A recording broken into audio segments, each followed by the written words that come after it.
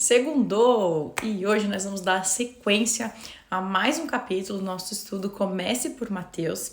E hoje nós vamos falar sobre o texto que está apresentado no capítulo 17, dos versículos 14 ao 21. Vamos lá o texto?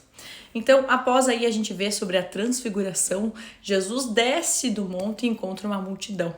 E ali tem um homem que suplica pela cura do seu filho, que está possesso por um espírito maligno, que os discípulos tentaram e não conseguiram curá-lo.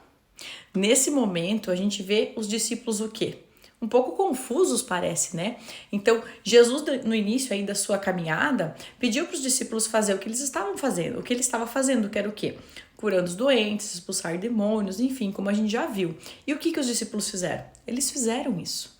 Porém, aqui a situação mudou. Naquele estágio da obra de Jesus antes, né, os discípulos haviam o quê? Inaugurado o reino com Jesus, estavam super empolgados. Pensem comigo, como que você se sente no início de um projeto novo, né?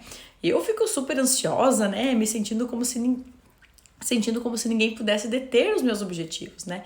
E eu acredito que eles também se sentiam assim, era tudo muito novo, né? Tudo muito legal. Só que agora o que acontece? Jesus subiu ao monte para passar uns 2 dias e eles haviam sido confrontados com um novo desafio e não podiam fazer nada em relação a essa situação. Né? É como se eles tivessem ficado paralisados diante de tudo que passaram, que viram e ouviram, né? Similar quando Moisés desceu do monte e descobriu que o povo, cansado da sua ausência, já havia desobedecido a lei e feito o quê? Um bezerro de ouro, né? E ele, claro, né, deve ter ficado muito bravo. E é claro que aqui os discípulos não se rebelaram desta mesma maneira como o povo de Moisés, mas Jesus ficou tão bravo quanto Moisés, tenho certeza, né? Porque nessa altura da jornada, pense, eles precisavam ter fé. Eles já deveriam ter aprendido algumas coisas. Pense Jesus ensinando para eles todo aquele tempo.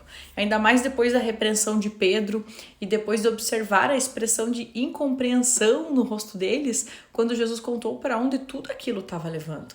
Né? Jesus com certeza deve ter se perguntado: será que algum dia eles vão conseguir entender essa mensagem?